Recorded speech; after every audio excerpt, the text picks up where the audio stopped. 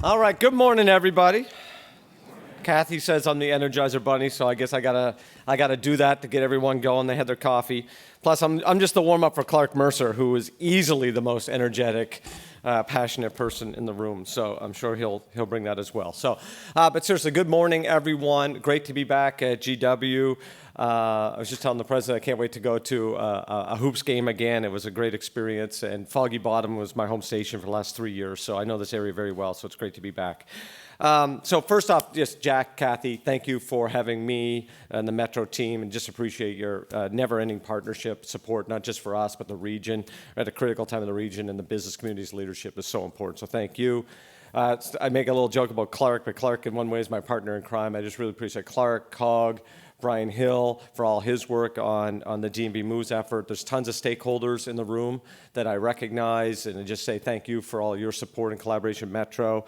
Elected officials as well. They're the ones that have to take the hard votes that we sometimes all try to get them to do. And obviously, I see some of our board members in the room, and just thank you for all of your time, your support, and all your hard work on behalf of Metro. And then last but not least, we have some staff members in the room, and I just am in awe of what our 13,000 men and women do every day to move this region in so many ways. I'm just really proud to be with them. So I'm going to go as fast as I can. I talk pretty quickly because I don't want to delay the thing too much here, but I want to give you a really state of Metro from where I see it today. And I would say this way, I think the state of Metro is pretty strong, but we're at a critical time. The state of Metro in the future years at a forum like this could be, Metro is fantastic, world class. I think we play in the world class, but we're not at the top of the world class. We could be there, or we could go pretty significantly backwards. And we are at that pivotal point right now, and we'll talk about that in a little bit. But right now, I think we're in a really good spot. And the reason that, listen, there's lots of numbers out there. The numbers that I feel the best about are what customers say about us. Because at the end of the day, that's what we're here. We're here to deliver service for our customers. And I use the word customer very specific, right? Not rider, customer. We want to earn their rides every day. And 92% of customers said rail satisfaction was high, and on bus, 83%. Those are the highest ratings we've ever had in Metro in the last year, in the history of Metro. And that means the product we are delivering, not perfect. I have failings on the system from time to time myself, but the system, I think we could all agree, is performing very well for the vast majority of people in the region, and that's the metric that I really feel great about. Next up, somehow I put my deck upside down here. I messed my whole self up. Now I'm going to have to wing it, which is going to really scare the comms team. They already don't like that I wing most things every day. So I apologize. Wow, I never kind of do that. But let's see if we could kind of improvise at the same time here. So, partnership is what we do here at Metro. It's the key to everything. Metro doesn't do anything alone, and we are very unique. 3 states and the federal government, plus everyone in between, right? And it's really complex in how we have to work together.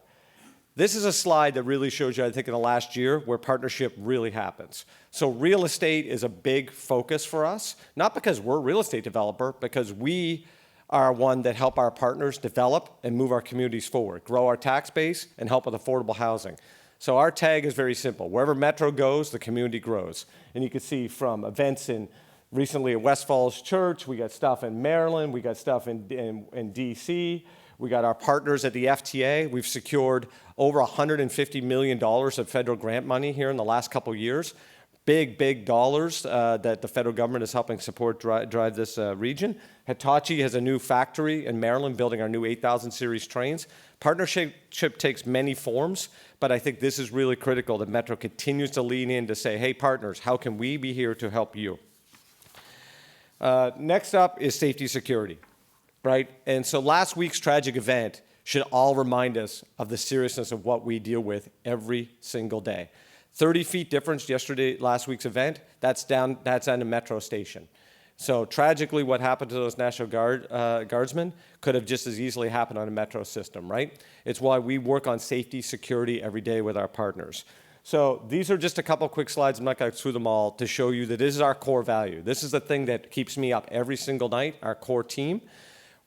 Everyone coming to work and getting home safely every day, and every customer coming and having a safe journey is our number one care every day, every hour, every minute of every day, right? And so you could see these trends. We are leading the industry across all the safety measures across rail, bus, and metro access except one, across the entire industry. That means your metro system is the safest system in the United States. And I don't think we could always have said that about the metro system, and I think that is a testament of how everyone came together to ensure that this incredible, important asset is working well for the community. Law enforcement, though, is the other part of what we do on safety security. And we do everything from national security events here, from inauguration to January 6th to President Carter's funeral, to July 4th. We're hosting, NFL draft's going to be coming up. We do all of these types of things. Plus, we do daily policing with all of our partners from Fairfax to Montgomery County to Prince George's to D.C. to Alexandria to Loudoun County, you name it. We're in there every single day being a good partner on that. And I just want to reassure everyone, we really take public safety serious. It's probably the number one thing Jack and Kathy have talked to me about when I first got here is how critical the public safety role is here at Metro. We have a very significant police department. This is what we take serious every day, keeping people safe out on the system. We're going to talk here just a second about crime stats. I'm really proud of this. We've had a 55% decrease in crime on the system in the last 3 years. We are currently on pace, we have 1 month to go, to close out the lowest crime year in the history of Metro. Just to reiterate, the lowest crime year in the history of Metro. There we go. I didn't know how many times I was going to have to say that. Listen, that just doesn't happen, right? We have a great police chief. We got great support. We put a lot of resources toward it. But it's really important. If people do not feel safe taking the system, then we're never going to get ridership to where it needs to be. And this bottom shows you where people's perception of safety, right? Look how much better that is. And that is why it's driving ridership, and our employees feel safer on the system doing their job every single day. So I wanted to just take a second to recognize that. It's been a year of innovation, and Kathy mentioned a couple of these things. Really proud of our Tap Ride Go. You can use your credit and debit card on any train station and any bus out on the system. And we did that faster and cheaper than any agency in the history of the world that has done that. And we did it in a really innovative way with 3 vendors and really came together to do that. Already we're seeing 6 million trips on rail using credit debit card. Just think of that, right? We're a big tourist destination. Our job is to make it flexible and easy for people to use our system. Other things, bike lockers. GW, actually Foggy Bottom is going to be one of our first ones. People have been asking for these for a long time to help with our multimodal infrastructure. We're working on things like solar, Metro Rewind, Metro Pulse, interactive video on board of all our trains and buses, ways to communicate with our staff. Financial stewardship. It's been a great year on financial stewardship. Over the last 3 years, we've identified $500 million in cost savings and cost avoidance. And that's everything from every employee at Metro taking a 0 last year, no merit increases across the board, to consulting dollars looked at differently, capital projects looked at differently, how we use vehicles, everything. We're looking always under the hood. We know it's taxpayers' money, and it's on us to use every dollar very efficiently. Last year, we ended the year $120 million under budget, which is very significant. And with all the, we had a kind of a challenging year last year, $120 million under budget, and we were able to put $92 million of that into the capital program, which further helps keep the subsidy down and makes our DMV moves ask even less. So that's what it's all about. How do we use every dollar as efficiently as possible in the system? But I think the team worked really hard to carry that out. Next up is our capital. And we'll talk about this in a second about the challenges ahead, but I am really proud of where we are as an organization from our infrastructure. And I mentioned that earlier about reliability and performance. The money that came together in 2019 was a really big deal. In many ways, helped save the system. And we put that to work, and we put it to work really well. And now you look at this. This graph on the right, I shouldn't say I get a kick out of it because that's maybe the not right word, but when I lived here in 2017, and Metro on fire was a topic all the time. Metro's no longer on fire. And I'm not saying that's a good baseline. Just making that clear. But I want to make that crystal clear that that money was put to good use. Rail car reliability up 60%, right, since 22. We are running more bus service today with 100 less buses than we had a year ago. We already got rid of all of our 2Ks. Now we're starting to get rid of some of our 3000 series trains, running more service with less vehicles. That's both efficiency, it's reliability, and it's safety. And that money was put to really good use. I'm leading up to where we're going to need more money, by the way, if anyone hasn't picked up that theme. But I'm trying to show that we've really put that to good use. So Kathy gave my biggest thunder here away. We've had a really good year of recognition across the board. We won an International Cleanliness Award. We beat college campuses and airports around the world, got recognized. Metro systems really, every time someone comes into town, they're like, wow, the metro's so clean. We work really hard to keep this system clean. We won a National Safety Security Award. We won some marketing and partnership awards. But we also won the Agency of the Year Award, and I'm just beyond proud of that, right? To be recognized by your peers across North America as the best, the new standard in transit, is a really big deal, and I'm just really proud of our team for accomplishing that. Thank you. So let's talk about where we are. The job's never done, and I just highlight the word collective. It's not just Metro's job's not done, it's all of us, right? Metro is nothing more than it's a regional collective asset. I have the privilege of working here right at the moment, so the staff, Metro is bigger than all of us. It's a thing that connects us all together, and we all know that, right? If we live here, Metro is one of the most important things that makes this region both economically competitive, but also quality of life, right? And so the job is not done. We need to solve our long-term capital dollars. We've done a really good job on the operating side. We now feel pretty secure managing operating go forward. We've been putting money the last few years back into the capital program as best we can. But the money in 2018, 2019 was not indexed. And that's no fault of anyone. It's just the realities of between politics and the time, right? And that happened. But if we're all honest, everyone in this room has experienced inflation since 2019, right? We have parts of our power system that are up 60% in just the last 3 to 4 years. Think about that, right? You're never going to have a revenue source that grows to that level. But we need a predictable source that we can manage a revolving bond program. We do not have the revenue to have a normal revolving bond program that a municipality or state would have, right? Because we can't generate our own revenue. So the ask here with our partners is you will have better stability and predictability because we will now have predictability. And then we'll stop doing this and we all start saying, here are the objectives that you're going to measure to. So 2029, our fiscal year, we are currently set for an $800 million reduction in our capital program. That is an enormous amount of money. That is going to destroy our capital program, right? We are going to go from proactive, getting escalators replaced before they break, to purely response maintenance, right? So all of the good work we just showed, fires will go like that over time. Reliability will go down over time. It's not going to happen instantaneously, but the curve is going to happen and we'll be back to the teens. None of us should want to go back to what we came out of, right? And to me, the big proof here is we are going to be putting a list together of things you get for that money. And the DMV Moose process, I think, did this really well. Nick came in later, so I want to give Nick Donahue a call out as well.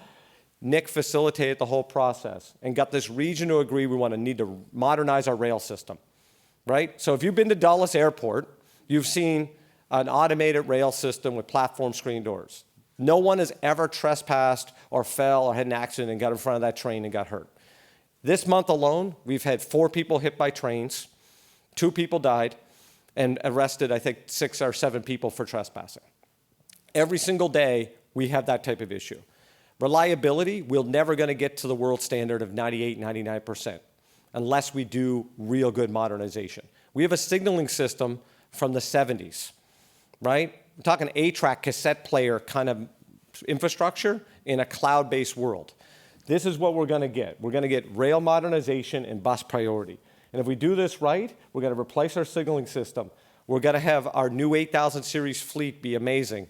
And we're going to have high reliability, much safer, and way more cost efficient. And we'll break the curve of cost here at the organization.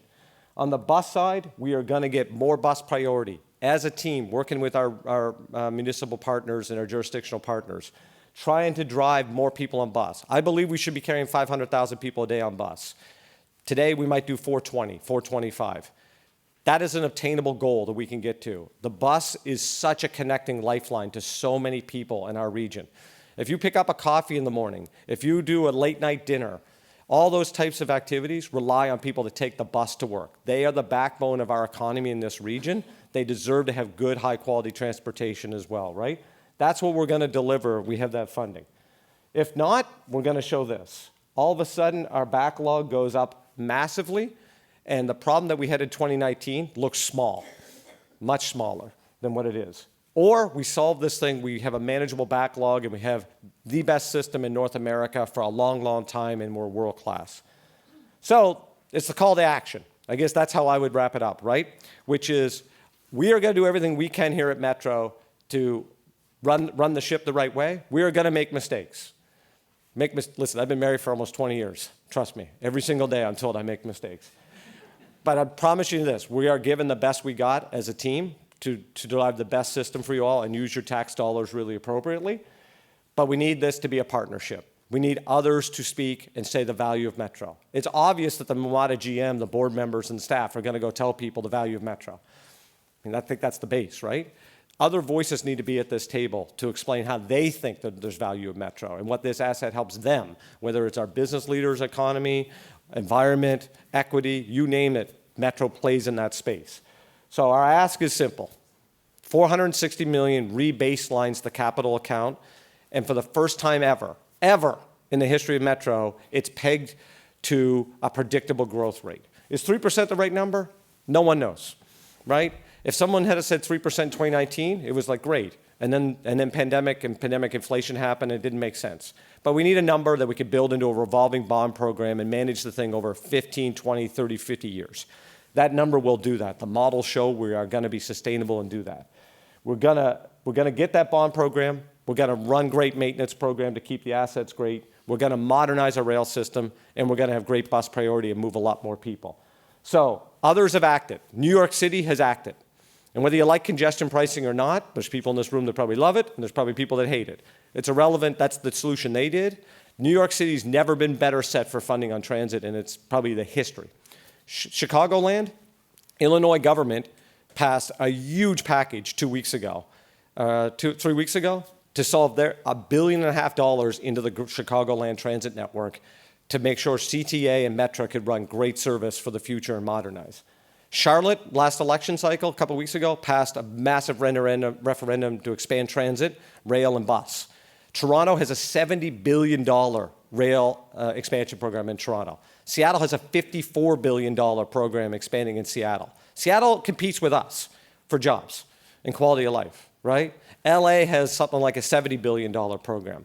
We are the only place in the country not competing for federal money. If we get this money, we now can go leverage the federal money and bring it back home and even get more value here for this region. So the job's not done. My ask is simple. Please join us in working together to actually secure this in the future. And we are here to support you all in any ways we can help. So thank you again, Jack and Kathy, for letting me have this opportunity. The state of Metro is strong, and let's make it great.